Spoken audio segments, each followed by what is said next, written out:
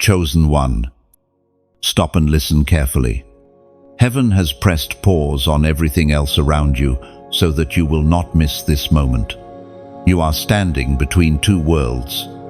One is familiar, a fading shadow of the old life that once chained you, and the other is unknown, radiant with promise, yet requiring courage. You are not here by coincidence. You are here because the Lord Himself has drawn you to the threshold. You may feel the tearing of your soul, as though part of you still clings to yesterday, while another part longs for the tomorrow written in your destiny. That tension is holy.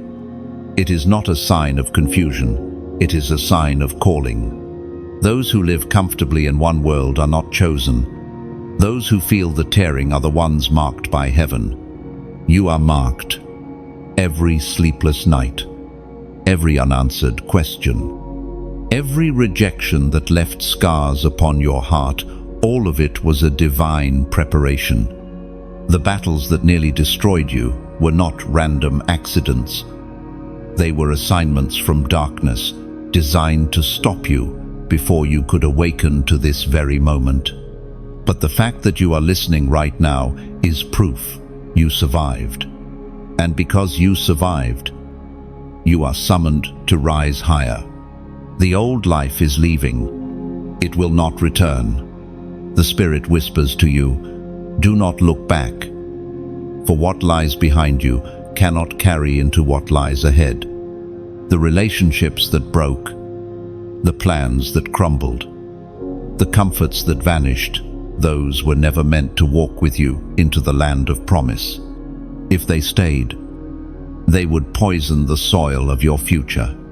Heaven, in its mercy, has removed them. You may ask, why does this path feel so lonely? Why do I feel misunderstood by those I once called family or friends? The answer is simple. You were never meant to blend in. You are chosen. To carry what you carry, you must be set apart. To hear what you hear, you must walk a narrower way.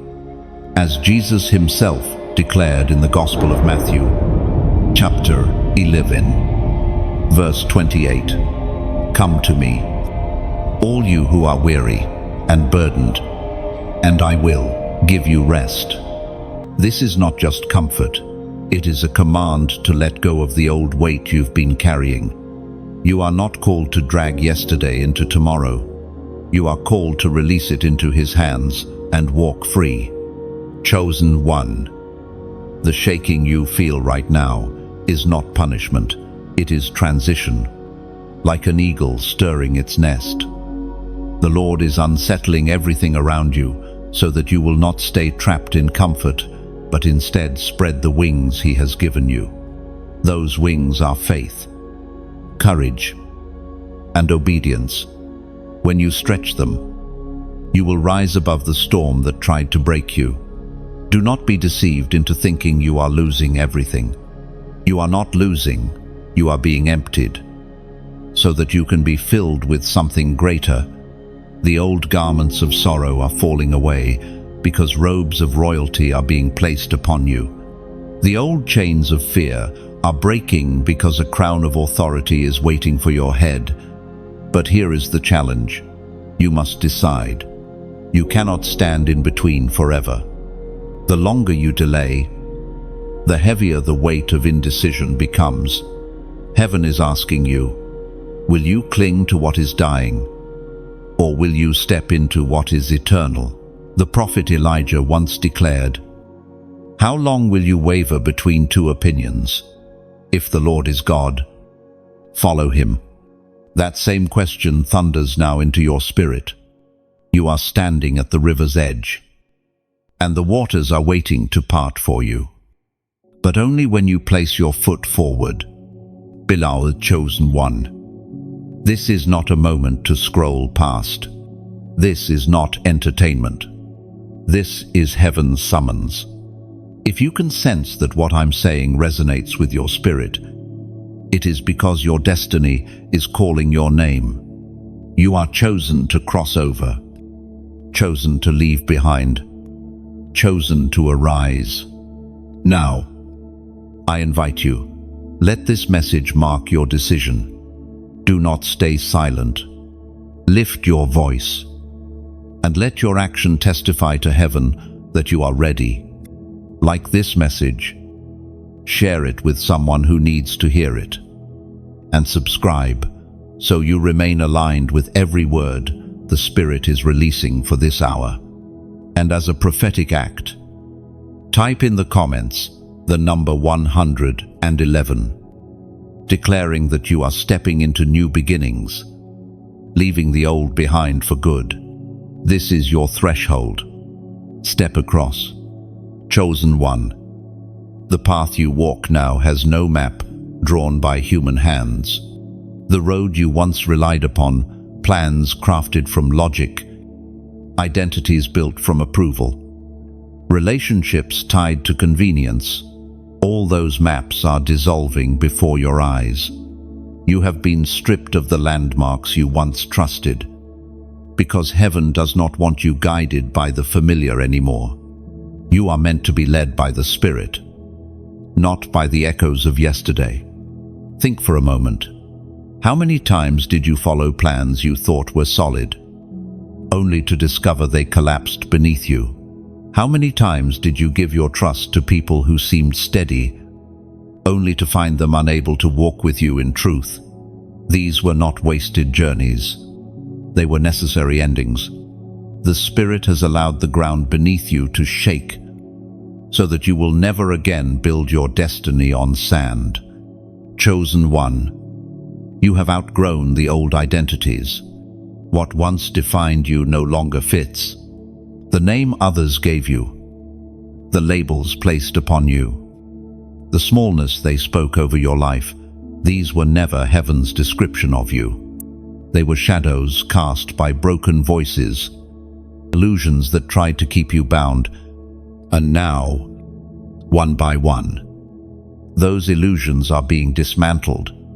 It feels disorienting, doesn't it, to watch the scaffolding of the old life fall apart, to wake up and realize the things you once leaned on no longer sustain you.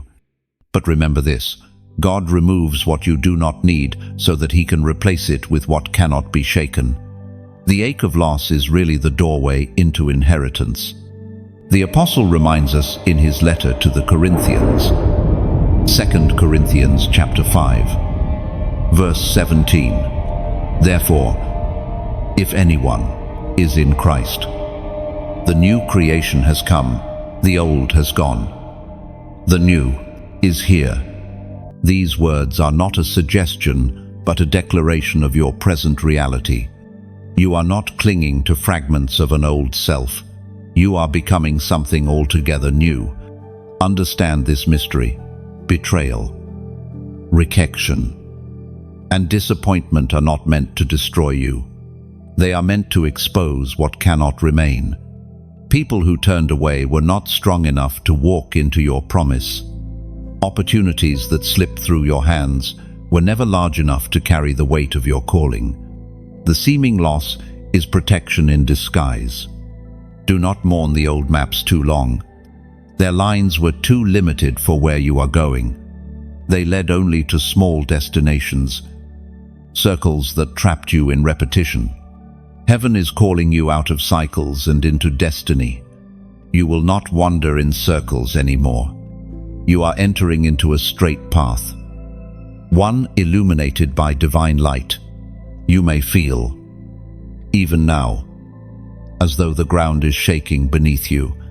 Old habits you once relied upon offer no comfort. Old roles you played feel hollow. Old successes no longer satisfy. This is not failure. It is transformation. Like a seed breaking in the soil, your outer shell is being split apart so that life within can rise. Chosen one. You are not who you were last year. You are not even who you were yesterday. Heaven keeps rewriting you, layer by layer, until only your true identity remains. And though others may not recognize you anymore, do not fear. They are not meant to recognize you. They are meant to witness the unveiling of God's work in you. Consider the weight of this truth. When the Israelites left Egypt, they had to abandon the maps of slavery. Every path they knew led back to chains. To reach the promised land, they had to follow cloud and fire, guidance that made no sense to human reasoning. So it is with you.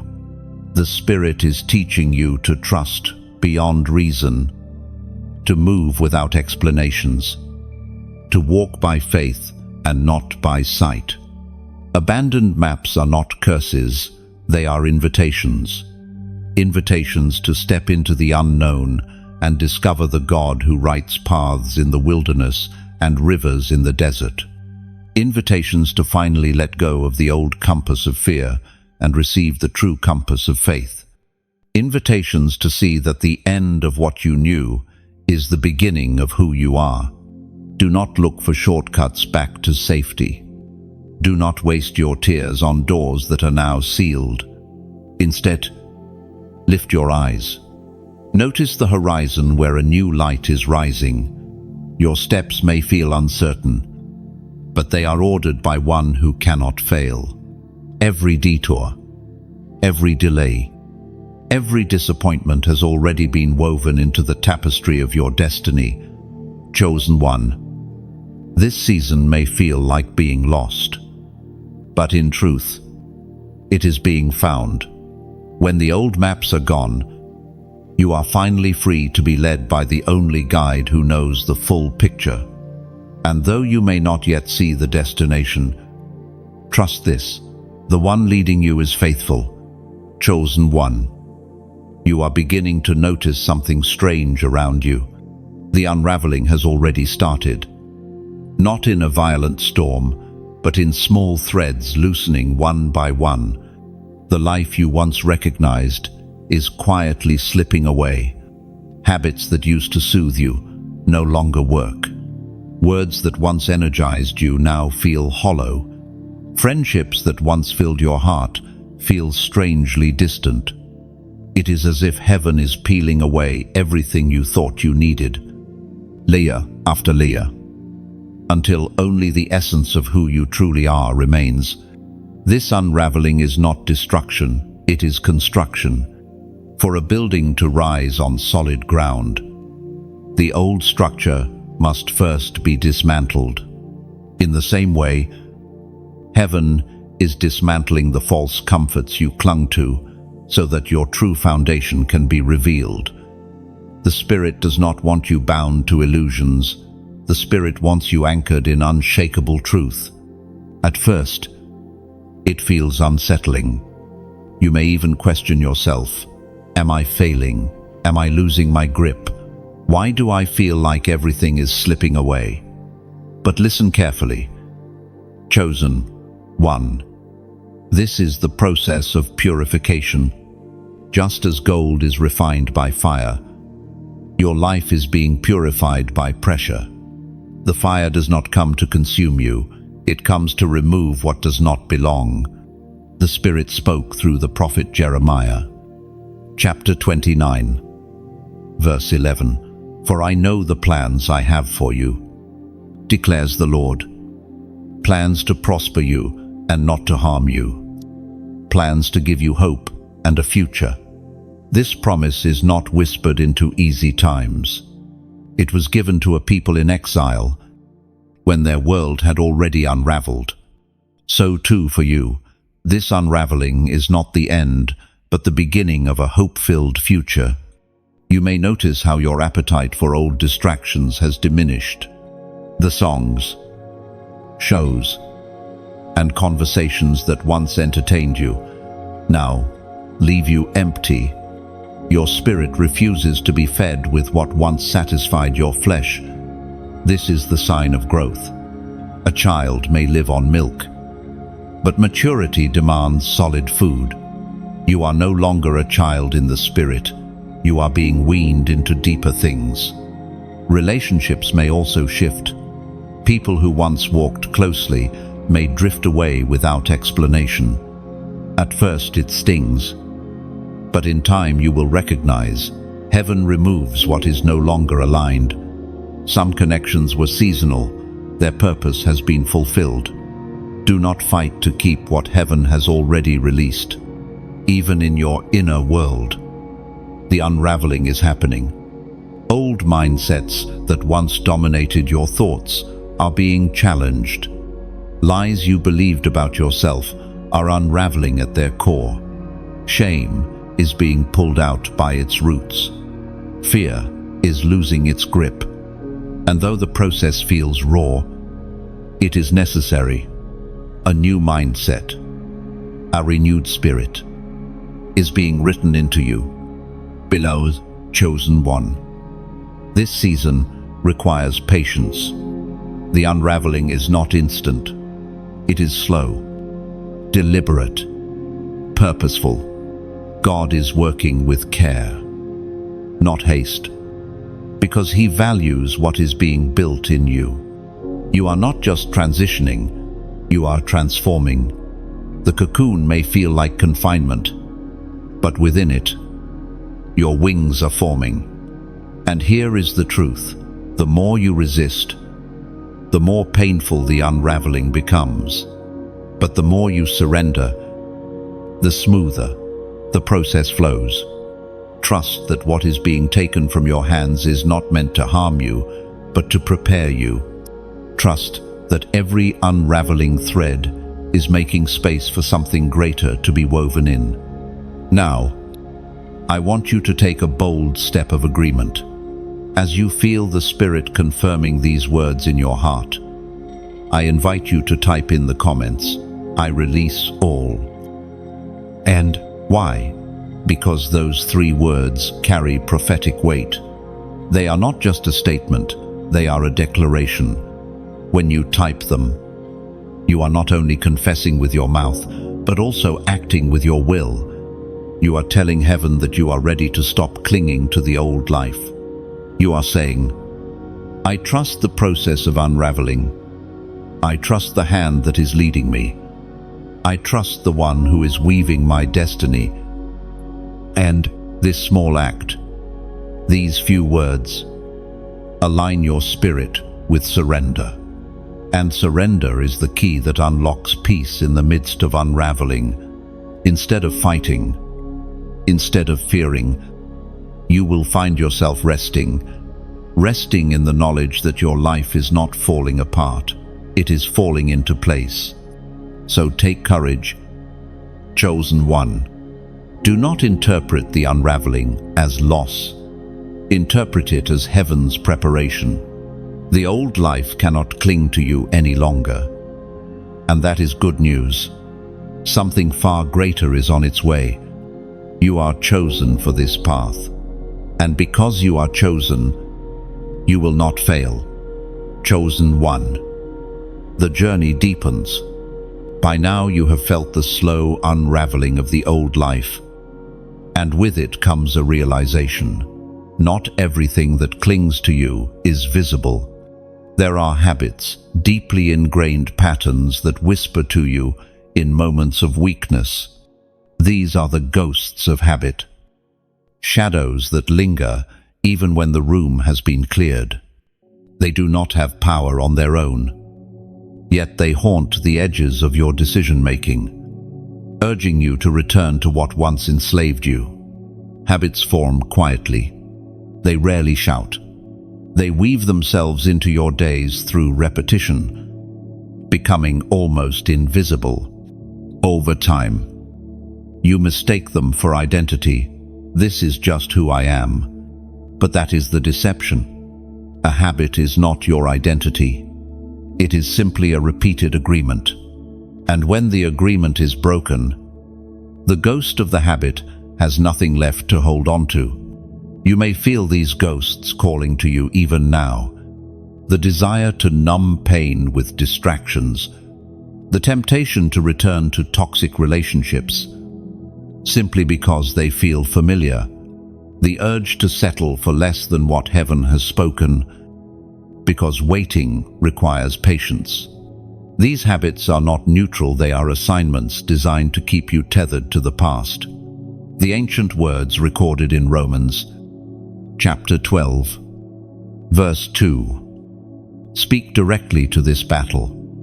Do not conform to the pattern of this world, but be transformed by the renewing of your mind. Then you will be able to test and approve what God's will is, His good, pleasing, and perfect will. But naming is not enough. You must replace. When an old pattern is removed, it leaves space, and that space must be filled with truth. If not, the void invites the ghost to return, stronger than before. Consider, when you let go of bitterness, you must intentionally fill that place with gratitude. When you stop feeding fear, you must replace it with bold declarations of faith. Transformation is not just about subtraction, it is about substitution. Think of Israel in the wilderness. Though they had left Egypt physically, the ghost of Egypt lived in their minds. They longed for garlic and leeks, forgetting the whips and chains. Habits of thought kept them tethered, even when freedom was theirs. That is the danger of ghosts. They lure you back, not because slavery is better, but because slavery feels familiar. You, beloved chosen one, must dare to walk beyond familiarity. The unfamiliar may feel frightening, but it is in that uncharted space where destiny lives. The Spirit is not calling you to comfort, but to transformation. And transformation requires a holy discomfort, a refusal to keep feeding the ghosts of habit. Perhaps you sense resistance rising within you as you read this. That is normal. Habits do not leave quietly. They cling. They whisper. They tell you, this is too hard. This is who you are. Why bother changing? Recognize those voices for what they are: lies. Lies crafted to keep you small, when heaven has already declared you are chosen for greatness. The battle with habit is not about willpower alone. If it were, you would have won long ago. It is about surrender. Surrender of your strength, so that divine strength can flow. You do not fight ghosts with flesh, you overcome them with spirit. Prayer becomes your weapon. Truth becomes your shield. Praise becomes your atmosphere. These practices shift you from striving to abiding, from weakness to power. And here lies the secret. Habits lose their grip in the light of consistency. Just as they were formed by repeated choices, they are undone by repeated obedience. Every time you choose faith over fear, the ghost weakens. Every time you choose truth over lies, the shadow shrinks. Every time you choose to step forward instead of shrinking back, the chains loosen. Beloved chosen one, ghosts of habit are not proof of your failure, they are proof of your process. If they linger, it means you are in the middle of transformation. Do not despise the process. Step forward, though it may feel small, is a declaration of victory. The key is persistence, refusing to stop, even when the shadows try to lure you back. In time, what once felt like a battle will become a testimony. The ghosts that haunted you will fade into memory, powerless to harm you, and others, watching your life, will marvel at how you broke free. They will see in you a living witness that transformation is possible, that habits can be defeated, that freedom is real. So do not grow weary. Do not lose heart. The unraveling of habits is slow, but it is certain. The spirit within you is greater than any shadow that clings to you, and when you rise, you will rise not only for yourself, but as a sign to others that they too can walk free. Chosen one, you stand in a season of sacred dissolution. Imagine a sculptor standing before a block of marble. To the untrained eye, it looks solid and perfect as it is. Yet the sculptor sees more hidden within is a masterpiece. But for that masterpiece to emerge, the chisel must strike, piece by piece. The marble breaks away, until the beauty concealed within is revealed. So it is with you. What once felt whole is being chipped away.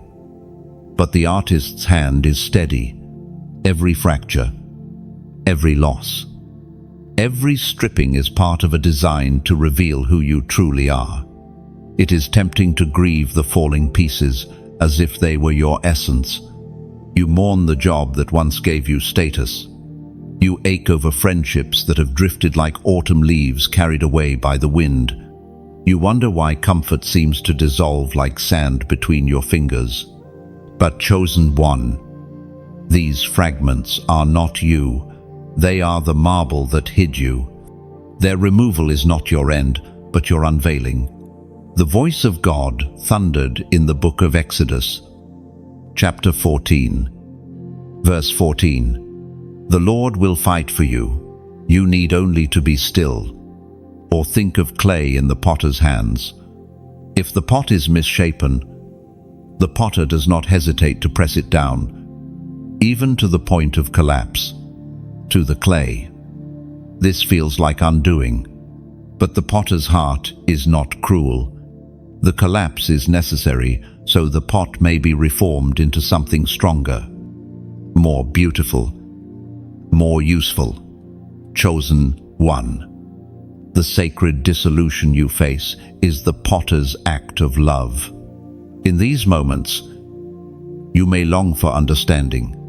Why this loss? Lord, why now? Why me? But sometimes heaven answers not with explanations but with transformation. It is not always for you to know why in the moment, but it is always for you to trust who? The one who is chiseling, cracking, pressing, is the same. One who formed you in the womb and wrote your name in eternity. He does not break what he does not intend to rebuild in glory. Now hear this with clarity. The old comforts must leave because they cannot hold the weight of your crown. Small foundations cannot carry great temples. Temporary scaffolding cannot sustain eternal structures.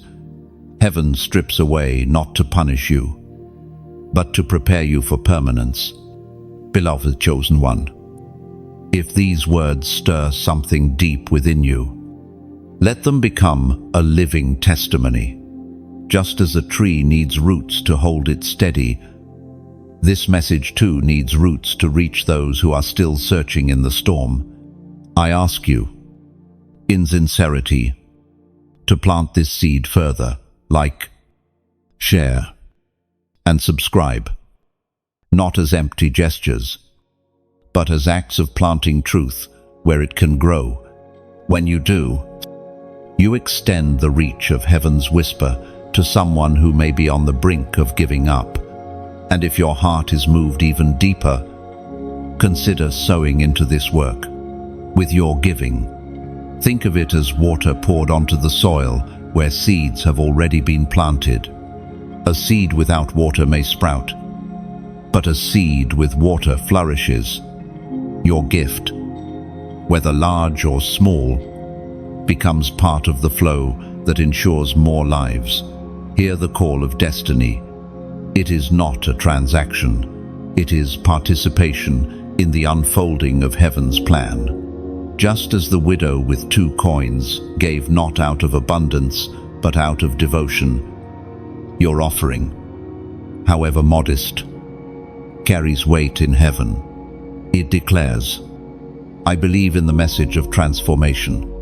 I want to see more lives rise from dissolution into destiny, and heaven sees every act of generosity. No seed given in faith ever remains without fruit. Chosen one, I speak this not to burden you, but to invite you into partnership. The words you hear today are rivers flowing, and your support through sharing, subscribing, and giving is like digging channels that allow those rivers to reach far-off lands. Somewhere, someone waits thirsty, and the water flowing through you may be what refreshes their soul. So do not despise this season of sacred dissolution. Do not mistake the breaking for abandonment. It is the careful work of the sculptor, the birthing cry of the seed, the firm hand of the potter. Let the old comforts fall away, for something greater is being shaped within you. And as you trust this process, you also extend it through your small yet significant actions to others who will rise because you chose to share, to support, to give. Remember this always: heaven's chiseling is heaven's love. You are not being diminished. You are being revealed. Chosen one, the nights have grown heavier, haven't they? When the world around you falls silent, your spirit becomes more awake. Dreams feel sharper. Visions press in. And sometimes you awaken with a weight on your chest, as if heaven itself has come close. These night visitations are not random. They are divine appointments. Moments when the noise of the day is silenced, so the whisper of the Spirit can be heard. Do not dismiss what happens in the midnight hours. When your body rests, your soul remains awake, listening. Sometimes you see glimpses, images that linger like echoes in your memory. Other times you feel the presence of peace, or, just as real, the pressing of resistance. This is the battlefield of the in-between, for you are standing between two worlds. And the night becomes the meeting ground where heaven reveals and hell resists. Heaven speaks clearly through the words in Deuteronomy, chapter 31, verse 6. Be strong and courageous. Do not be afraid or terrified because of them, for the Lord your God goes with you. He will never leave you nor forsake you. These words are not daytime encouragements only, they are midnight promises. In the stillness of night, when fear tries to magnify itself, the everlasting presence of the Lord becomes your anchor. You may feel unusual pressure during these nights. Old memories resurface, and unhealed wounds come back with intensity. Do not see this as regression. It is revelation. The Spirit is surfacing what still lingers so that it can finally be healed, just as a surgeon must expose the wound before it can be stitched. Heaven exposes your hidden places so restoration may be complete. Visions are also being entrusted to you. Some of them may not make sense at first: a symbol, a plus, a face. Write them down, for they are pieces of a greater puzzle. Heaven often speaks in fragments so that you will seek further. Hunger deeper. Press in closer. The mystery is not meant to confuse you, but to call you. At times you may wake suddenly, heart racing, as if shaken from slumber by something unseen. Do not fear. That awakening is often heaven's call to intercede. In those moments, words may not even be necessary. A simpler, "Here I am, Lord," spoken in your spirit, is enough to shift atmospheres. Do not underestimate the power of your midnight yes. But there is another side. Darkness also tries to visit in the night. Nightmares, anxiety, restlessness. These too are signs that your calling is significant. If the enemy cannot silence you in the day, he will try to disturb you in the night. Yet even these attacks reveal your power. For why would darkness bother if your destiny were not radiant? Beloved, chosen one. Do not despise these visitations. Do not wish them away. Instead, interpret them. Ask the Spirit for wisdom to discern what is from heaven and what is resistance. And remember, both serve a purpose. What comes from heaven reveals your future. What comes from darkness confirms your threat. This season requires discipline. Keep a journal by your bed. Write down what you see, hear, or feel in those sacred hours. Review it later, and you will notice patterns. A message will form, a divine thread weaving through your nights. Over time, you will see the map heaven is giving you, a path into deeper alignment. And above all, guard your atmosphere. What you feed your spirit in the day will echo in the night. Fill your room with worship, with words of truth, with declarations of faith. Let your resting place become a sanctuary, so that even in your sleep, your spirit communes with heaven. Chosen one. The night is not against you, it is for you. It is the canvas where heaven paints pictures of your destiny and where the unseen realm affirms your assignment. You are not merely dreaming, you are being instructed. You are not simply restless, you are being awakened. So let this moment become your act of agreement. Just as Jacob once wrestled with an angel through the night and refused to let go until he was blessed, you too are wrestling into blessing. To mark this revelation, I invite you to type the number 444 inches, the comments. This number is a prophetic sign of alignment, body, soul, and spirit standing firm under the covering of the Lord. When you declare it, you are saying, even in the night, I am aligned. Even in the darkness, I walk in light. Even in silence, I am not forsaken. Type it boldly, and let it be your midnight decree. For though the night feels long, dawn is certain. And when the morning breaks, you will rise, not only rested, but refined, carrying the wisdom of what heaven spoke while the world was asleep. Beloved chosen one, trust the night. Heaven is closer than you think. Chosen one, the time has come for you to step into the inner court. This is not a place of noise or distraction, but a place where the air feels heavy with reverence. Here, you stand between judgment and coronation. A paradox few are called to experience. It is in this inner court that heaven weighs your heart, not to condemn you, but to affirm you. The same place that exposes your flaws also confirms your crown. You may imagine a grand throne room, pillars reaching upward like lifted arms, light streaming through windows no hand has crafted. Yet the most important detail is not what you see, it is what you feel. In this space, everything false falls away. Masks cannot survive here. Pretenses dissolve. Here, you are face to face with the one who called you.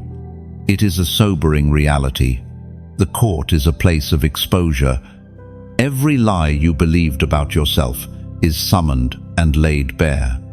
Every agreement you made with fear is confronted.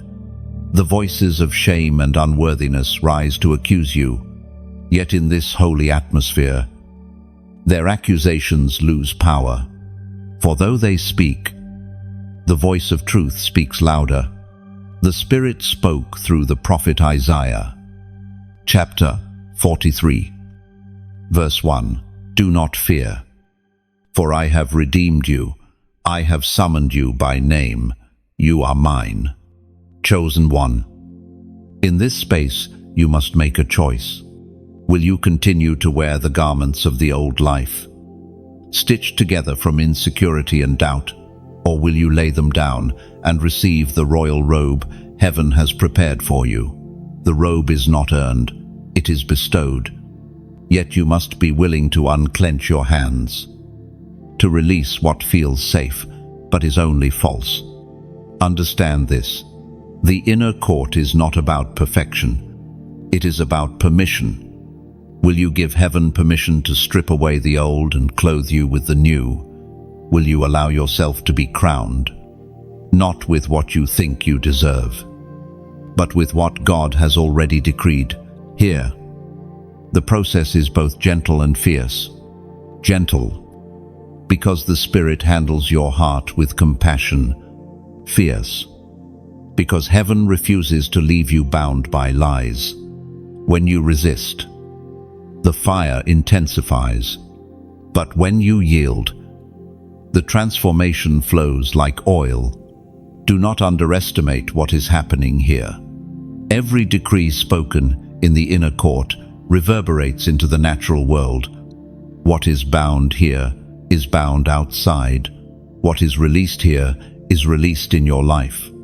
This is why the enemy has fought so hard to keep you distracted, ashamed, and distant. If you truly grasp what heaven is declaring over you, nothing could stop you. In this place, you are reminded of your authority. You are not merely surviving trials, you are being trained to judge them rightly. The accusations of darkness lose their sting because you learn to answer with truth. When shame says, "You are unworthy," you reply, "I am redeemed." When fear whispers, "You are alone," you answer, "I am His." This is not wishful thinking, it is court language. Decrees that shift atmospheres. Beloved chosen one, the crown placed upon you is not ornamental. It is functional. It represents authority, responsibility, and identity. Authority to tread upon serpents and scorpions. Responsibility to carry light into darkness. Identity as one set apart for such a time as this. To wear the crown is to accept the weight of destiny. And yet, do not be afraid of its weight. Just as a tree grows stronger roots to hold heavier branches, so too has your soul been prepared for this very responsibility.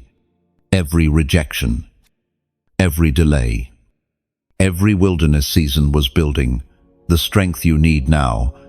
You thought you were breaking, but you were deepening. And now that depth becomes the foundation upon which your crown rests securely.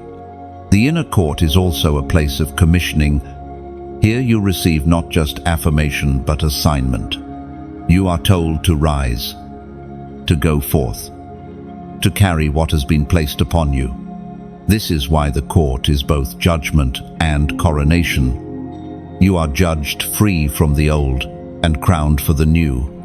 The verdict is not against you, it is for you. Chosen one, linger in this place a little longer. Let the oil of anointing soak into your spirit. Let the truth of your identity settle so deeply that no future storm can shake it. You are not who you once were. You are not even who you were yesterday.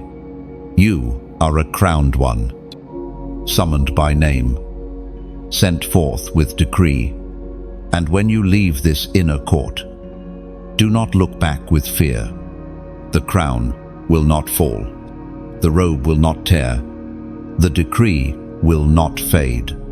What heaven has spoken here is eternal, sealed by the very breath of God. Walk forward. Chosen one. The court has spoken. You are His. And you are ready.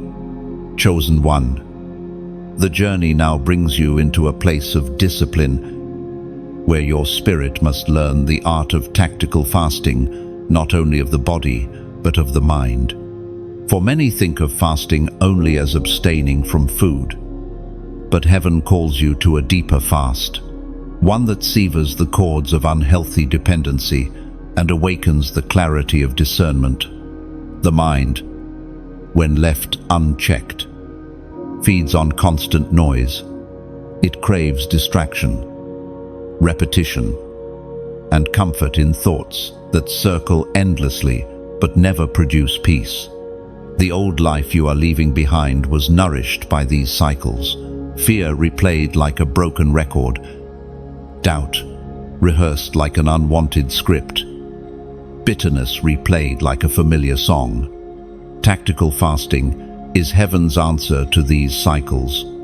It is written in the book of Philippians, chapter 4, verse 8, finally.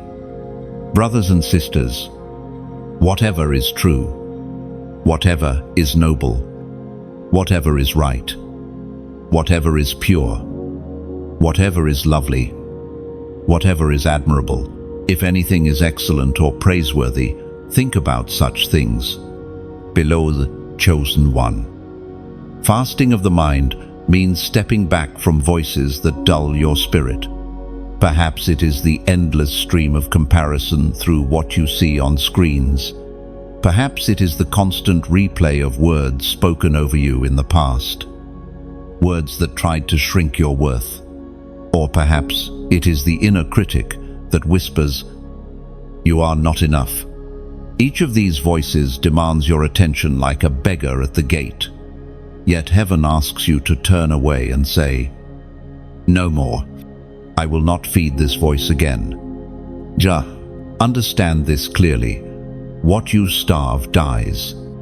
When you refuse to rehearse fear, fear weakens. When you deny bitterness its fuel, bitterness fades. When you fast from doubt, faith begins to feast. Your mind cannot hold both at once. What you feed grows, and what you fast from loses power. But fasting is not only about what is denied, it is about what is embraced. When you clear the table of distraction, you make room for a feast of revelation. Silence becomes your sanctuary. Scripture becomes your meditation. Gratitude becomes your language. These are not empty exercises. They are powerful practices that shape your atmosphere. Consider the warrior before battle. He does not fill himself with noise or distraction. He sharpens his weapons, steadies his breath, clears his mind. So it is with you. Tactical fasting sharpens you for spiritual battles ahead. When your mind is uncluttered, your discernment sharpens, and you can see clearly what once seemed confusing. There is wisdom in simplicity. When you withdraw from the excess of words and images, you begin to hear the still, small voice that was always present but drowned out. The Spirit rarely shouts, he whispers, and to catch the whisper, you must quiet the noise. Below chosen one. Fasting of the mind may feel uncomfortable at first. Silence can feel like emptiness when you are used to filling every space with chatter. Yet silence is not empty, it is full of presence, like a still lake reflecting the heavens above. Your quieted mind begins to reflect divine truth. Practical steps may be given. Set aside time each day to pause, to breathe, to notice the thoughts that clamor for attention.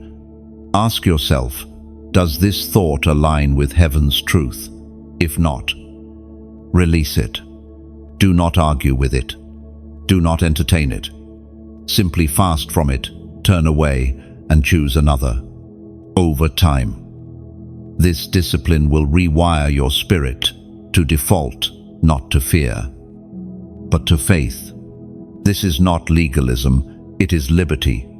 Legalism demands rules without relationship, but fasting of the mind flows from desire to know Him more, to hear Him more clearly, to walk in step with His Spirit. You are not being asked to punish yourself, but to free yourself. Remember how Elijah once heard wind, earthquake, and fire, but the Lord was not in them. Then came a gentle whisper, and in that whisper was the presence of God. So it is with you. The whirlwind of thoughts, the quakes of emotion, the fire of fear, these are loud. But they do not hold His presence.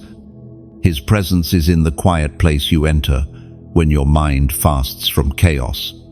In time, you will notice the shift. Where once anxiety rose like a tide, now peace will guard your heart. Where once confusion clouded your vision, now clarity will shine like dawn. Where once you felt tossed by every thought, now you will stand anchored, unshaken, unmoved. Beloved chosen one, fasting of the body strengthens discipline, but fasting of the mind transforms destiny. Step into this practice, and you will see how heaven renews you daily, thought by thought, choice by choice, until your entire being radiate as freedom. Chosen one, now the path before you reveals the reality of companions. On one side, there are allies, people and spirits assigned by heaven to strengthen you, encourage you, and walk beside you in moments of weakness. On the other side, there are adversaries, hidden saboteurs, smiling faces that mask silent daggers, and unseen forces that whisper doubt to derail your steps. To walk in your calling, you must discern who is truly for you and who is silently against you. From the earliest days of your journey, the pattern has been clear. When you take a step forward in faith, certain people celebrate your courage, while others shrink away or even resist you. This is no coincidence. Light reveals alignment. Those who carry a similar light are drawn toward you, while those who resist the light cannot remain in peace near you. Discernment is the key to knowing the difference. According to what is revealed in the book of Proverbs, chapter 18, verse 24, one who has unreliable friends soon comes to ruin, but there is a friend who sticks closer than a brother. Chosen one, it is important to understand that adversaries are not always obvious. Some appear supportive, but secretly drain your strength. Others disguise themselves as counselors, but subtly plant seeds of doubt. Adversaries may not shout their opposition, they often whisper it, cloaked in concern. Heaven's wisdom will allow you to distinguish their fruit. Does their presence bring peace or turmoil? Do their words breathe courage or fear? Do their actions align with your growth or with your delay? By their fruit, you will know them. But do not grow cynical. For just as there are adversaries, there are allies whose loyalty cannot be shaken. They may be few in number, but their presence is weighty. These allies will pray for you when no one else does. They will remind you of your calling when you feel like giving up. They will celebrate your victories without envy and grieve your losses as if they were their own. These are treasures, chosen ones in their own right, placed in your path to remind you that you are not alone. Even more, remember that your greatest ally is unseen. The Spirit of God walks with you closer than any human companion. When betrayal cuts deep, His presence binds your wounds. When loneliness presses in, His whisper steadies your heart. While human allies may falter, His loyalty is unbreakable. You are never truly abandoned, for heaven's armies surround you, even when earthly friends fall away. Chosen one, the danger lies in misplaced trust. When you place the weight of your destiny on those who cannot carry it, you invite disappointment. Trust must be measured. Not every ear deserves your secrets. Not every shoulder deserves your burdens. Reserve the deepest parts of your soul for God, and those few He has proven through time and fruit. Guard your heart, not with suspicion, but with wisdom. In this season, heaven is recalibrating your circle. Some connections are fading, and it hurts. But pay attention. God is not subtracting without adding. As adversaries fall away, true allies are being revealed. Do not cling to what is leaving. Make room for what is arriving. The table of your life is being reset, and only those meant for the feast of your future will be seated there. This moment calls for response. To mark your agreement with what heaven is revealing, I invite you to type in the comments, "I choose truth." Why this phrase? Because truth is the dividing line between allies and adversaries. Allies thrive in truth. Adversaries are exposed by it.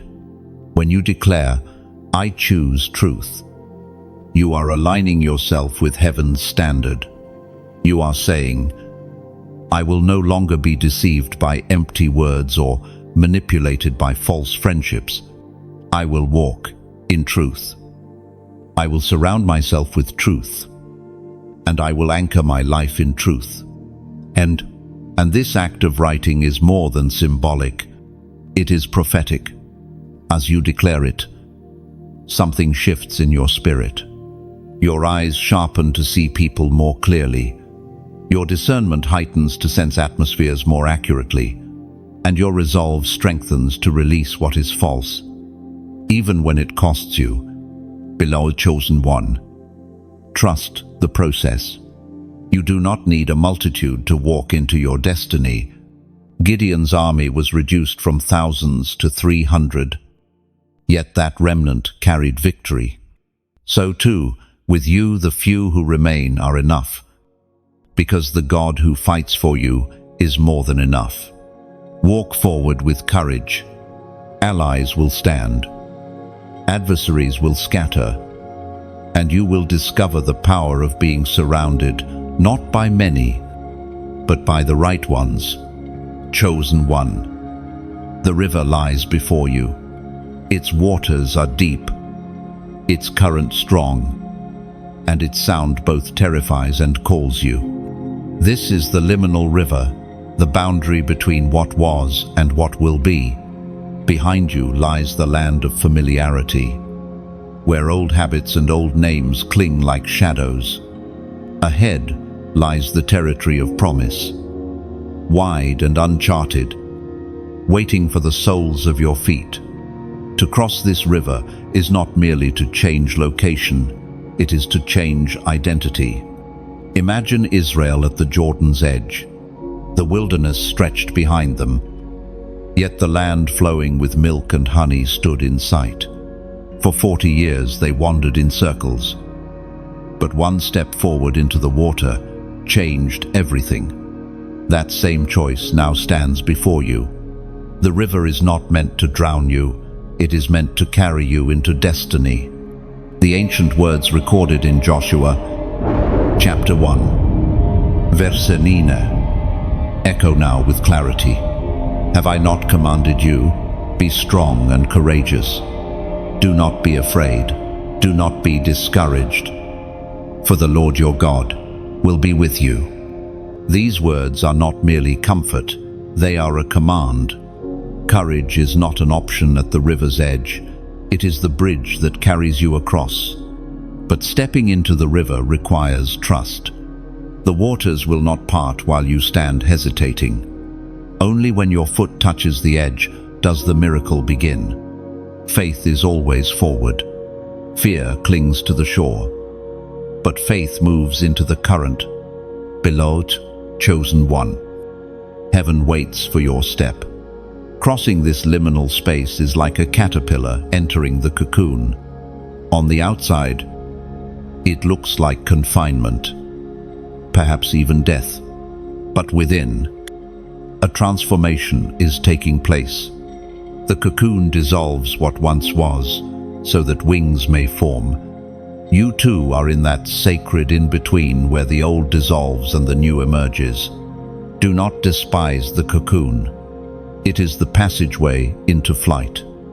Or picture a bridge under construction. To those watching, the unfinished beams hanging over the water seem dangerous, even impossible to cross. Yet the builder knows the plan. The hidden supports that will hold once the last stone is set. You may feel like you are stepping onto incomplete ground, but heaven's design has already secured your crossing. The foundation was laid long before you arrived. Below, chosen one. As you prepare to step, know this: courage grows when it is shared. Just as light from one candle can ignite another without losing its own flame, your decision to move forward ignites courage in others. When you share your journey, when you testify of your steps, your flame becomes a fire, and others trapped in hesitation find hope through your story. That is why I ask you, with sincerity, to help extend this message further. Like this word, if it has stirred your spirit, share it so another soul at the river's edge can find strength to step. Subscribe so that you remain connected, so that each new message finds you in the right season, building you word by word until you are walking fully in your calling. And if the Spirit stirs your heart deeper, consider supporting this work with your giving. Think of it as placing stones into the river so that others may have a path to cross. Your donation is not just material, it is prophetic. Each gift becomes a stone of testimony, a reminder that God makes a way where there seems to be no way. Somewhere, someone will walk more easily because you chose to lay down a stone. Even a small offering is like the widow's oil. What seems little in your hand multiplies in heavens. You are not just donating, you are building bridges, opening pathways, and carrying water to thirsty souls. Heaven honors every act of generosity, for it becomes part of a harvest larger than you can imagine. But let your heart rest. This is not a demand.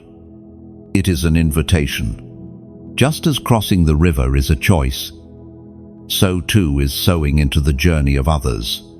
Do it with joy, never with pressure. Give only as love leads. For love multiplies what duty never could. Below, chosen one. You were not created to camp on the shore. You were born to cross rivers. You were marked to step where others freeze.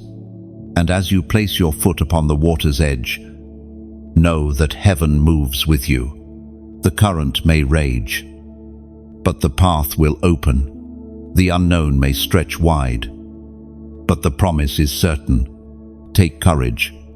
The river is not your enemy, it is your passage. And once you cross, you will never be the same. Chosen one. Once the river is crossed, you do not return to who you were. The waters themselves testify that the old life has ended, and before you lies the sacred task of building a new identity. It is here, in the sanctuary of new beginnings, that heaven begins to write upon your heart what no one else can erase. The old names that clung to you: failure, unworthy, overlooked, rejected, cannot pass into this sanctuary. They dissolve at the water's edge. Yet the silence that follows can feel disorienting. Without the weight of those names, you may ask, then who am I now? This is the holy question, the one only the Spirit can answer. For your true identity is not built by applause or shaped by wounds. It is anchored in covenant. As the prophet wrote in the scroll of Habakkuk, chapter 2, verse 3, "For the revelation awaits an appointed time. It speaks of the end and will not prove false. Though it linger, wait for it, It will certainly come and will not delay. In the same way, your identity is a revelation. It unfolds in time, sometimes slowly, yet always faithfully, and though you may not see the fullness today, every step brings clarity. Every surrender brings unveiling.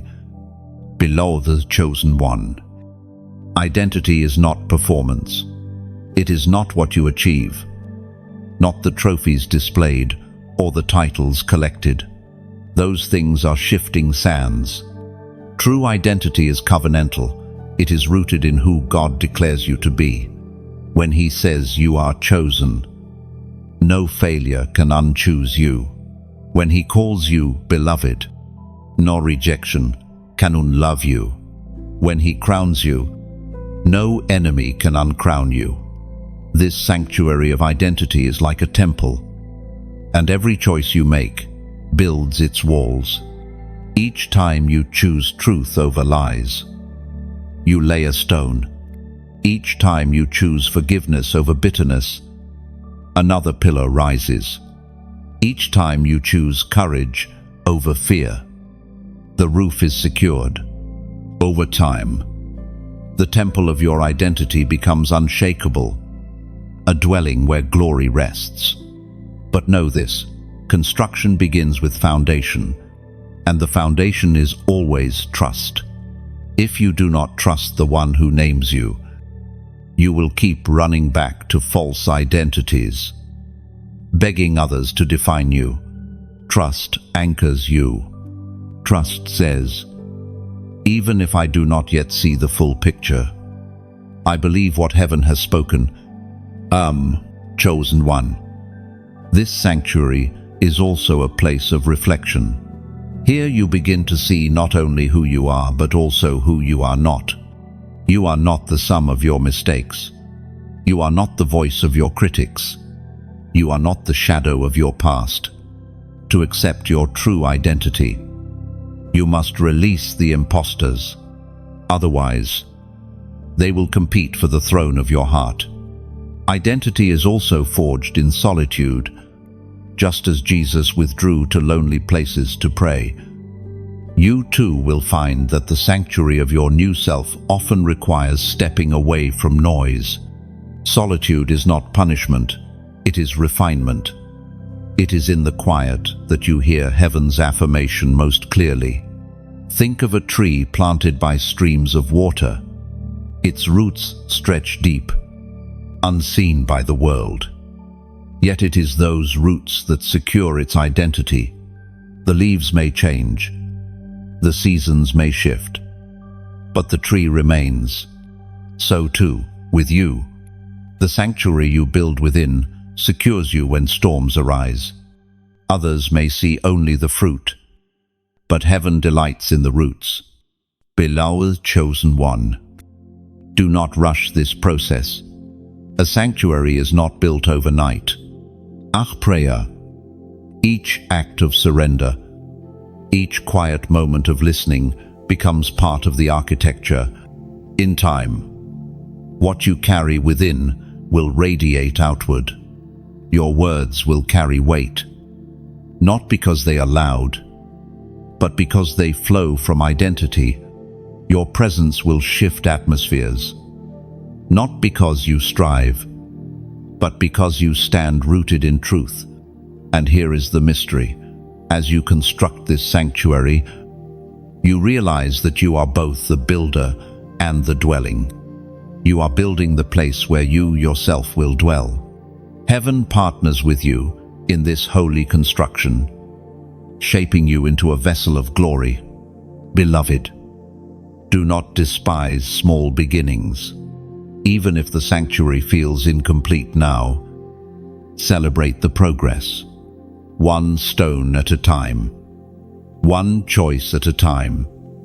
The temple rises, and with every step, you are less defined by the past and more aligned with eternity. You are no longer wandering. You are no longer begging for scraps of affirmation. You are rooted, anchored, crowned. Beloved, This is your new identity, and it is unshakable. Chosen one. You must understand that every crown is tested before it rests upon the head.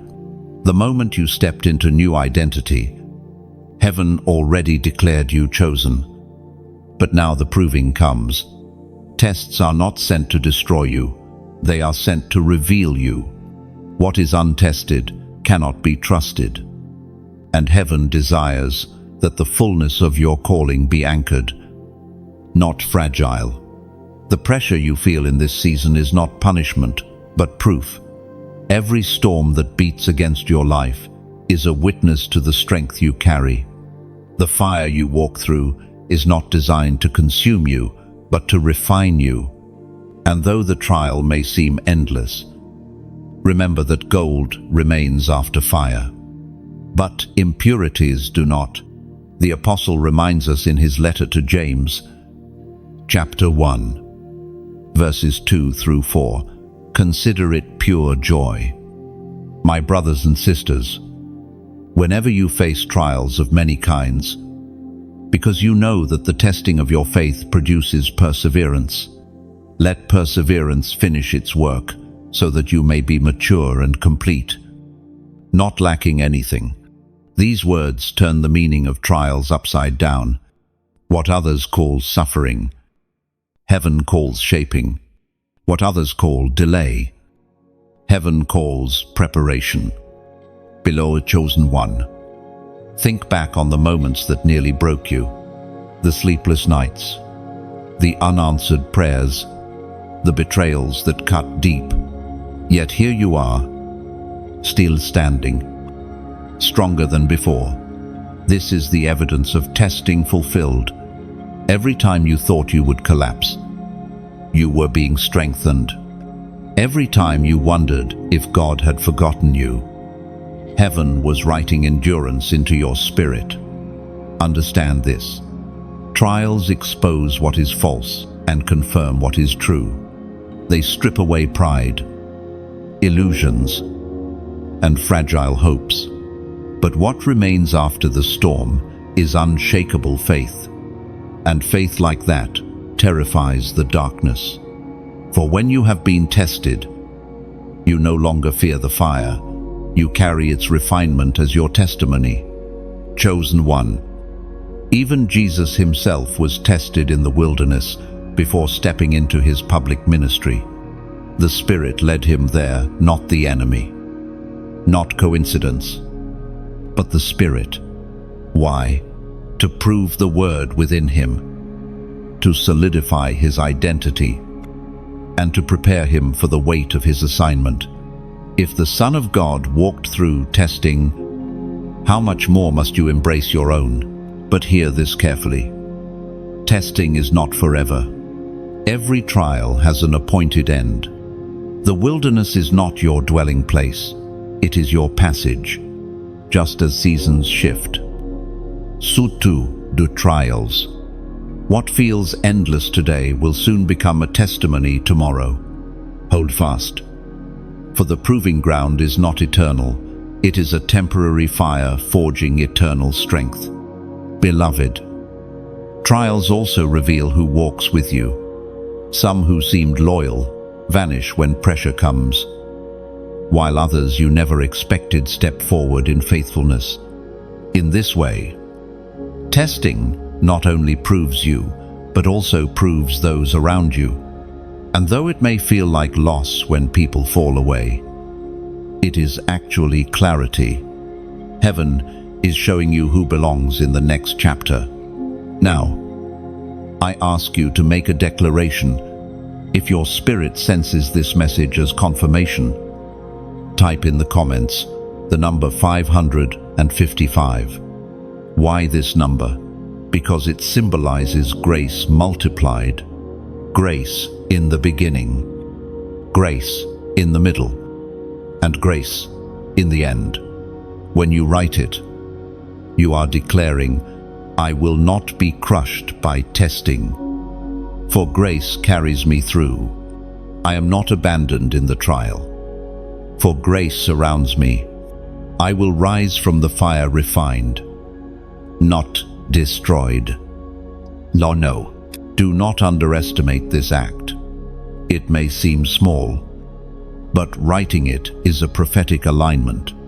It is you telling heaven, I embrace the proving, I receive the grace, I will endure until the crown rests fully upon me. And as you type, you step into agreement with what God is already working in your life. Beloved, chosen one, let joy rise, even in the fire. Let courage strengthen, even in the storm. For you are not failing, you are being proven. And when this proving is complete, you will stand not only as chosen, but as trusted, ready to carry the weight of destiny. Take heart. The test is not your end. It is your unveiling. Chosen one. There is a language reserved for those who walk in anointing.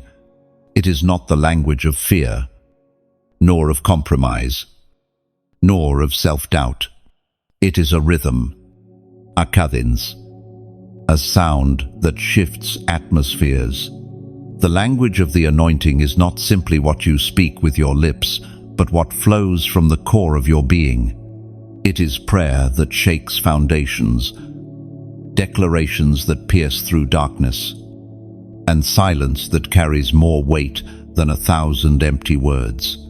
From the beginning, words have carried creative power. With a single command, light was called out of darkness, oceans were divided, and life itself took form. In the same way, your words, when aligned with heaven, carry weight to build or to tear down, to bind or to loose, to open doors or to close them. This is why the adversary fights so hard to keep your mouth filled with doubt and complaint. He fears the moment you awaken to the authority of your voice. The Apostle Paul declared in the book of Ephesians, chapter 4, verse 29, do not let any unwholesome talk come out of your mouths, but only what is helpful for building others up according to their needs, that it may benefit those who listen. These words remind you that speech is not neutral. Every word carries impact, either constructing or corrupting, either blessing or cursing. The anointed must therefore guard their tongue, wielding it as a sword of truth. Beloved, chosen one. The language of the anointing begins with agreement. When your spirit agrees with heaven, your words echo eternity. This is why you cannot afford to speak from woundedness alone. Words born of bitterness carry poison, but words born of alignment carry oil. Oil flows when you choose to speak life where others see death, to declare victory where others see defeat, to announce hope where others see despair. Consider the prophets of old. They did not merely predict events, they shifted nations with their words. Ezekiel was told to speak to dry bones, and as he prophesied, breath entered them and an army rose. Jeremiah was told that his mouth was touched with fire, so that his words could uproot and plant, tear down and build. You walk in this same lineage. The language of the anointing on your lips carries authority to shape realities. But this language is not only about grand declarations. Sometimes it is as simple as a whisper of forgiveness, a prayer in the secret place, or a word of encouragement spoken to a weary soul. The anointing flows in humility as much as in power. To release life-giving words in unseen places is as weighty as speaking before crowds. For heaven measures impact not by visibility, but by obedience. Chosen one. There is also a rhythm to this language. It is not rushed. It flows like a river, steady and sure. When you walk in the anointing, your speech is seasoned with patience. You do not need to strive to be heard. for authority carries its own weight. Silence itself becomes a testimony when carried in the presence of God. Even your restraint speaks volumes, for it proves your words are not cheap, but chosen. The enemy knows this and tries to twist your tongue. He pushes you to speak hastily, to release anger, to curse what should be blessed. But when you pause, when you align with the Spirit, when you allow the oil to season your words, your mouth becomes a channel of heaven's agenda, and darkness trembles not only at what you say, but at the authority behind it. Beloved, to carry the language of anointing is to carry responsibility. Your words can heal, but they can also wound. Your declarations can build bridges, but they can also burn them. Guard your mouth with the same reverence you guard your heart. Speak slowly, speak wisely, and above all, speak from alignment. This is also why your private language matters. What you say to yourself in secret shapes your destiny as much as what you say publicly. If your inner language is filled with condemnation, you cripple your own authority. But if your inner speech agrees with God's truth, I am chosen, I am crowned, I am beloved, then even in silence, you carry the fragrance of heaven. Chosen one. Practice this language daily. Begin by replacing complaint with gratitude, replacing despair with hope, replacing doubt with declaration. Do not underestimate small shifts. Over time, they rewire your entire atmosphere. Soon, your very presence will speak before you open your mouth, and others will sense the weight of anointing carried in your life. Remember this, the language of the anointing is not merely for you. It is for those you are called to impact. When your words carry heaven's authority, chains break in others' lives. When you declare healing, hope ignites in the hopeless. When you pronounce freedom, the bound begin to see their shackles fall. Your voice becomes not just sound, but deliverance. Beloved chosen one, step fully into this responsibility. Let your words drip with oil. Let your speech echo with authority. Let your silence be filled with presence. You are not ordinary. You are chosen to carry a language that shifts the very atmosphere. Speak, and watch the heavens respond. Chosen one. Standing between two worlds requires not only revelation but rhythm. Revelation tells you who you are, but rhythm keeps you walking in it. Without daily practices, even the strongest vision can fade beneath the weight of distraction. That is why heaven calls you into threshold practices, disciplines that anchor you while you move forward. Habits that keep your steps steady when the ground feels uncertain. Think of a traveler crossing a narrow bridge. The view ahead may be glorious, but if the traveler does not watch each step, one misplacement could lead to a fall. In the same way, destiny is reached not only by great leaps, but by consistent, faithful steps. These practices are the rails that keep you from swaying, the rhythm that protects you from falling back into the old life. The apostle reminds us in the first letter to the Thessalonians, chapter 5, verse 16 through 18, rejoice always, pray continually, give thanks in all circumstances, for this is God's will for you in Christ Jesus. Beloved chosen one, the first practice is prayer, not the kind that is rushed or ritualistic, but prayer that becomes breath. To pray continually does not mean reciting words endlessly. It means carrying awareness of God's presence in every moment. When you rise, whisper gratitude. When you work, Invite His wisdom. When you rest, release your worries into His hands. Prayer is the thread that ties heaven to earth, weaving divine presence into ordinary hours. The second practice is declaration. Speak truth over yourself daily. Your old life was built on lies rehearsed until they felt real. Your new life must be built on truth, repeated until it becomes unshakable. Say aloud, I am chosen. I am crowned. I am beloved. The atmosphere responds to your voice, and your spirit strengthens with every decree. The third practice is gratitude. Gratitude shifts focus from what is missing to what is present. It transforms scarcity into abundance and turns trials into testimonies.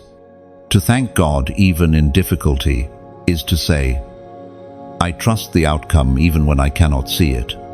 Gratitude is not denial of pain. It is acknowledgement of sovereignty. It is an act of defiance against despair. Another practice is discernment. Guard your intake, what you watch, what you listen to, the voices you allow to shape your thoughts. Every seed planted in your mind grows into fruit. If you feed on fear, fear will bloom. If you feed on truth, faith will flourish. Discernment is choosing carefully what you allow into your inner sanctuary.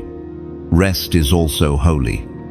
Many think destiny is reached by relentless striving, but heaven designed rhythm, not exhaustion.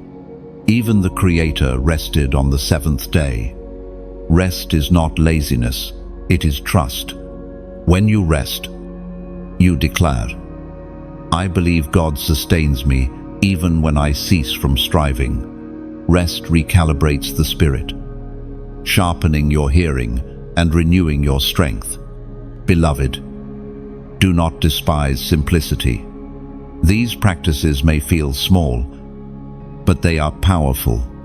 Just as rivers carve valleys over time, daily habits carve destiny into your soul. A single prayer may seem small, but thousands of prayers become a fortress. A single word of gratitude may feel light, but spoken daily, it shifts the weight of your entire perspective. Think of Daniel, who prayed 3 times a day, even under threat of death. His practice did not change when his circumstances darkened.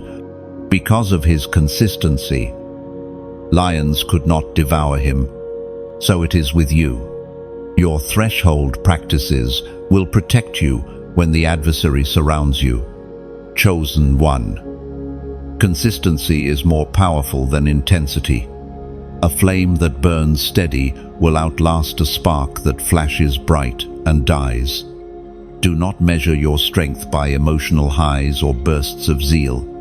Measure it by steady devotion. Even on days when you feel nothing, when the words seem dry, when the gratitude feels forced, persist. For persistence builds resilience, and resilience guards your destiny. These threshold practices are not chains but wings. They do not trap you, they lift you. They align your steps so that when storms come, you are not swayed. They keep your heart soft, your vision clear, your spirit awake. And as you walk faithfully in them, you discover that the threshold no longer feels fragile. It becomes a place of strength.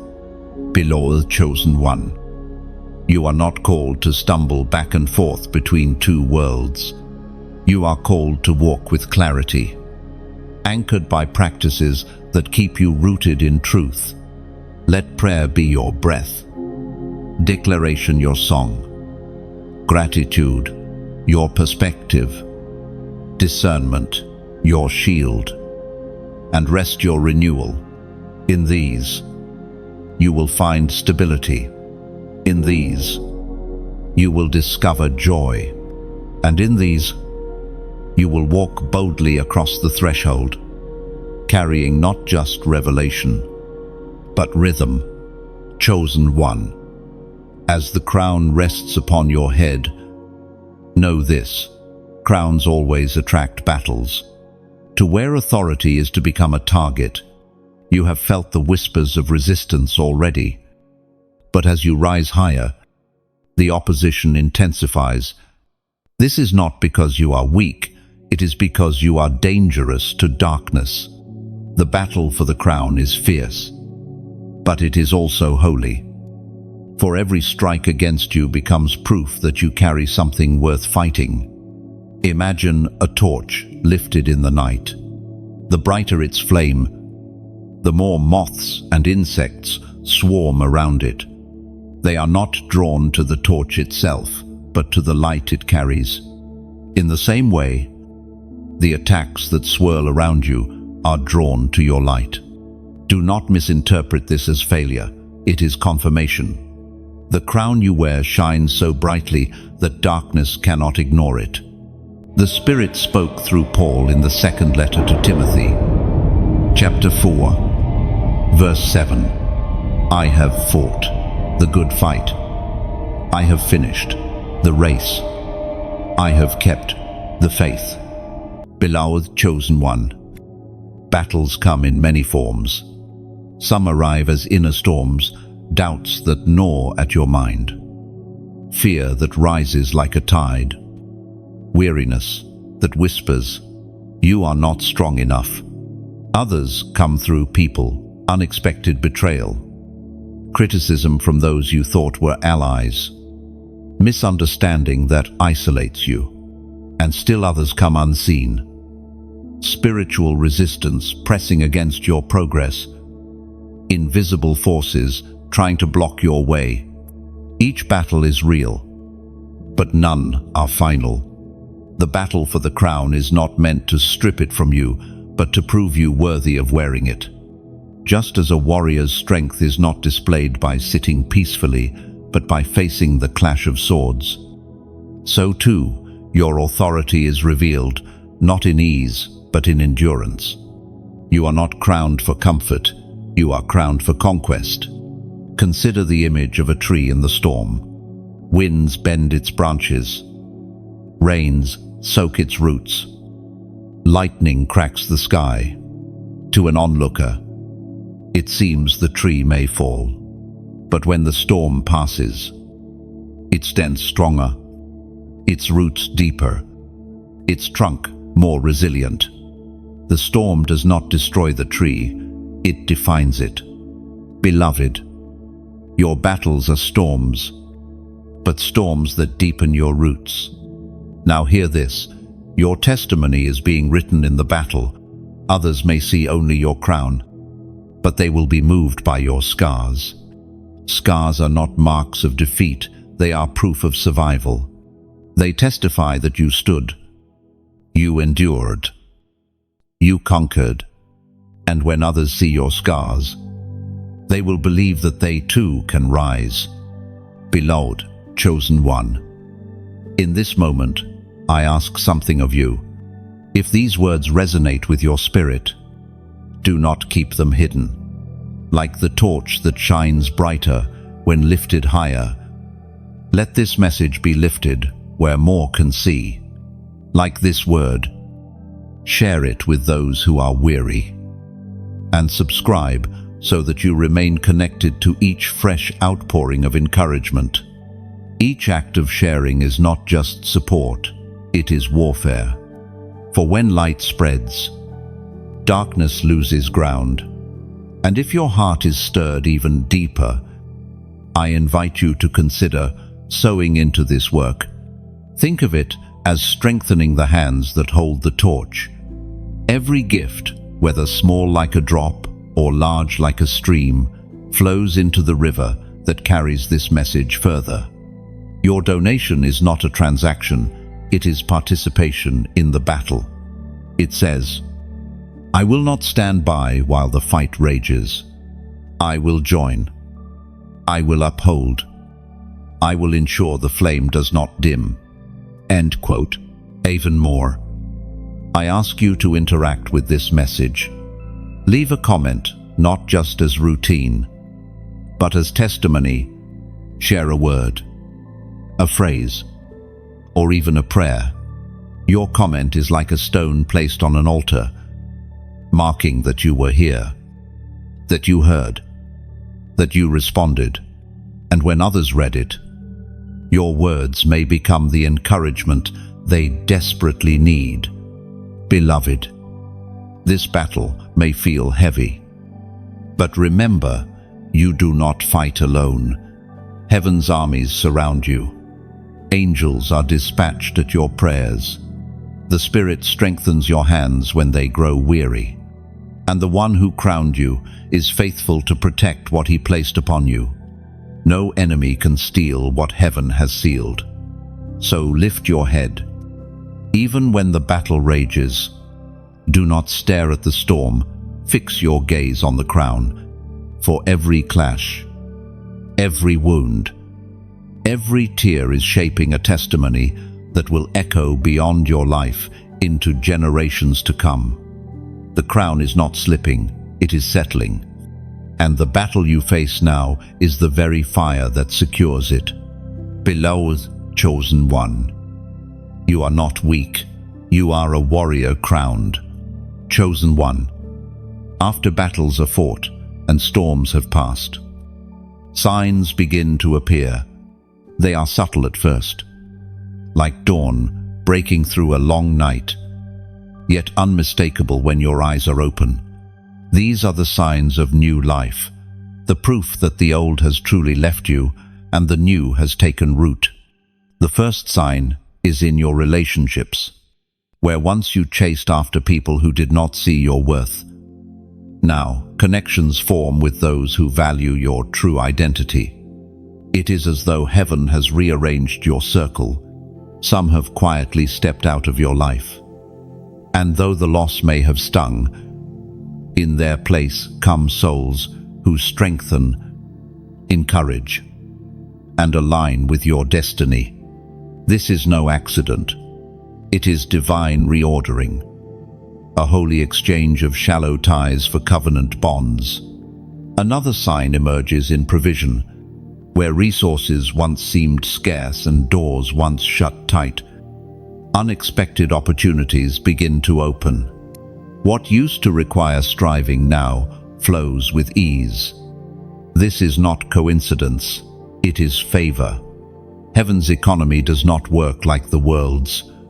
When you step into alignment, you discover that provision comes not by manipulation, but by trust. What you need arrives, sometimes through surprising hands, sometimes at the final hour, yet always on time. The ancient words in Isaiah, chapter 43, verse 19, ring with truth in your spirit.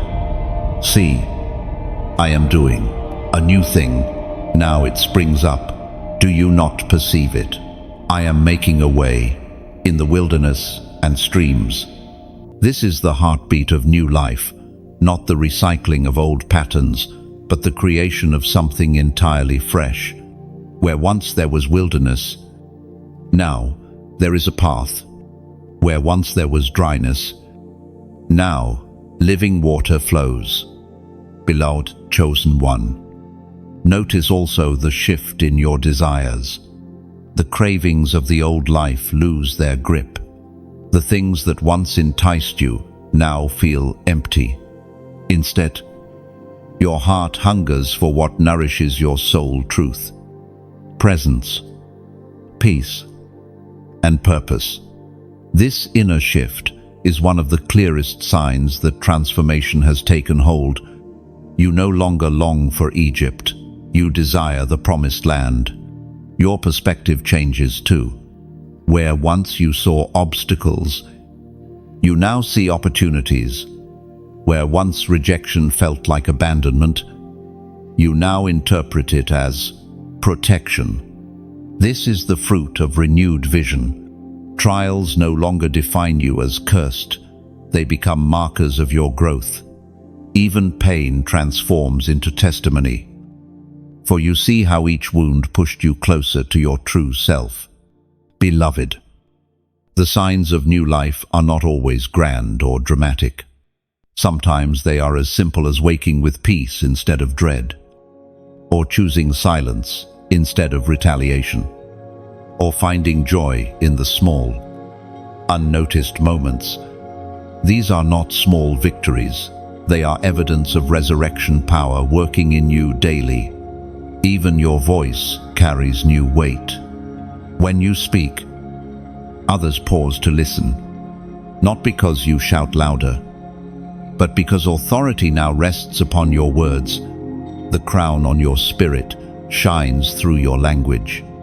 Your very presence shifts atmospheres, not through effort, but because you carry the fragrance of new life.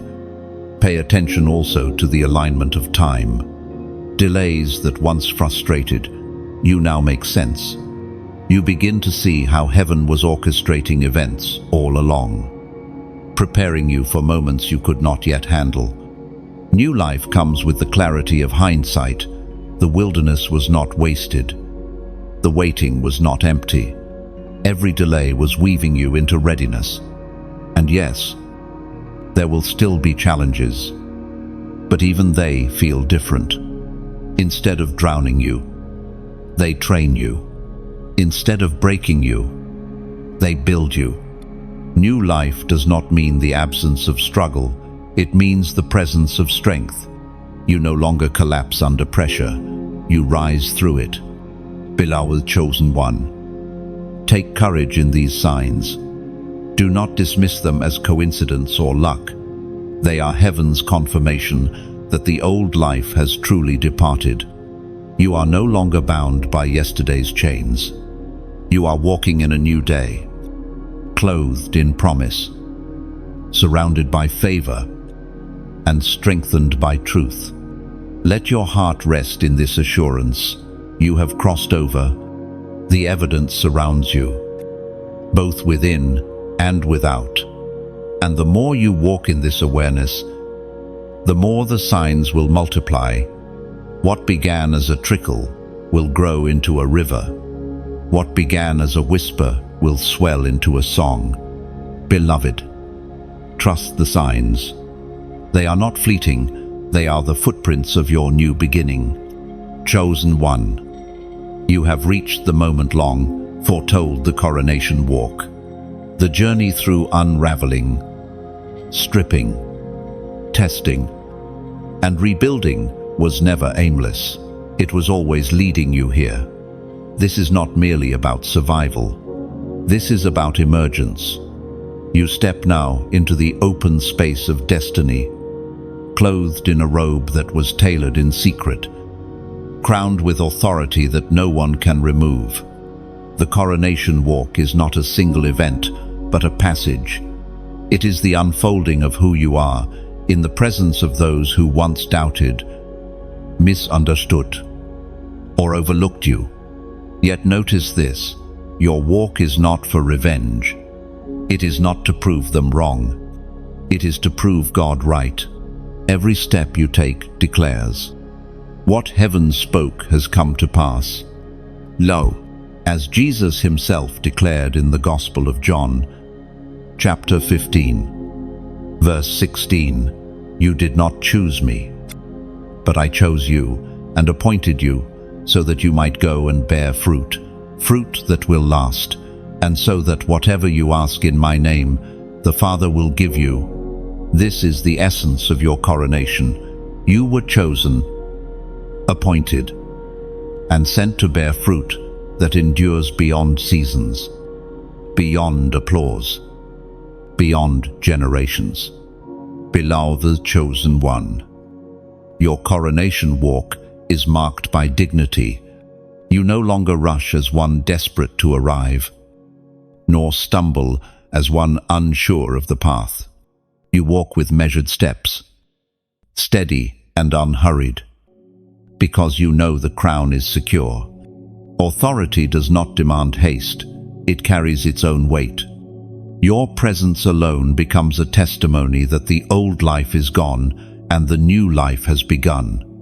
Imagine a king or queen ascending a throne. The crowd may cheer, but the focus is not on the noise, it is on the one who bears the crown.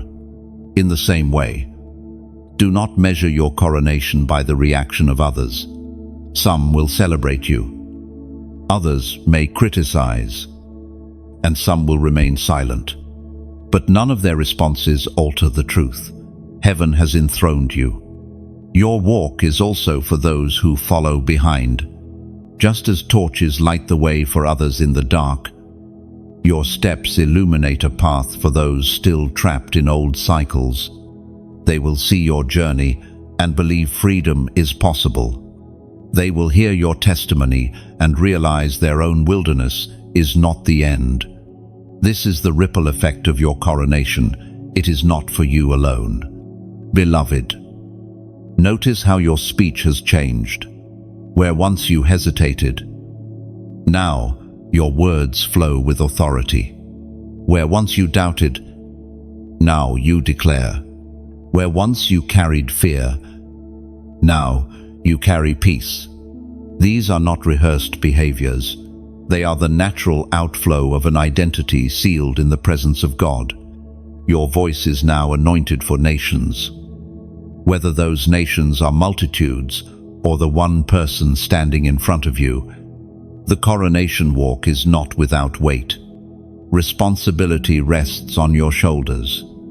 Authority demands humility. For the crown is not a toy, but a trust. To wear it is to serve.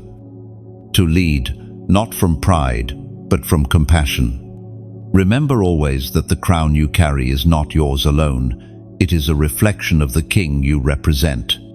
Beloved chosen one, the signs of new life have already begun to surround you. Provision opening, relationships aligning, desires shifting. Now, the coronation confirms them all. You are no longer wandering between two worlds. You are established, rooted, commissioned. This is the hour to embrace the fullness of who you are. Do not shrink back into shadows. Pretending to be less than heaven has made you. False humility is not holiness, it is denial. True humility is walking boldly in what God has given you, while remembering that every gift, every victory, every crown comes from Him. Your coronation walk will not be perfect. You will stumble at times. You will face moments of weariness. But hear this, stumbling does not disqualify you. The crown does not fall because your steps falter. Grace upholds you. Mercy steadies you. And destiny propels you forward, even when you feel slow. Beloved, see yourself as heaven sees you, now robed, crowned, radiant. The old garments are gone. The wilderness is behind you. You are no longer hidden. You are revealed. And as you walk, creation itself leans in, waiting for the manifestation of who you are. Lift your head, steady your heart, and walk forward. The coronation has begun, and your life will never be the same. Chosen one, the journey has reached its close, but your story continues. You have walked through unraveling and stripping, endured the silence of nights, fought the battle for your crown, and now you step forward into coronation. This script has been more than words. It has been a mirror, a guide, and a prophetic whisper reminding you of what heaven has always known. You are chosen. Do not forget the path you have walked. The wilderness was not wasted. Every tear was gathered. Every prayer heard. Every test transformed into strength. The old life is not simply behind you. It has been buried, never to rise again. Ahead lies fruitfulness, authority, and alignment with the destiny written over you before time began. And yet, remember that being chosen is not an escape from struggle, but an invitation to transformation. Trials will still come, but you will no longer face them as a wanderer, you face them as crowned. Darkness might still press, but it will tremble before the light you now carry. You are no longer the same, and nothing around you will remain the same once touched by your presence. Carry this truth with you. You were chosen not only to survive, but to shine. Your crown is not for display, but for service. Your voice is not for noise, but for decree. Your life is not for self alone, but for the ripple of hope it sends into others. Walk forward. Beloved chosen one. Walk into days of favor, into nights of peace, into years of fruitfulness. Your coronation is not the end, it is the beginning of everything heaven promised you. You are chosen. You are crowned. You are ready.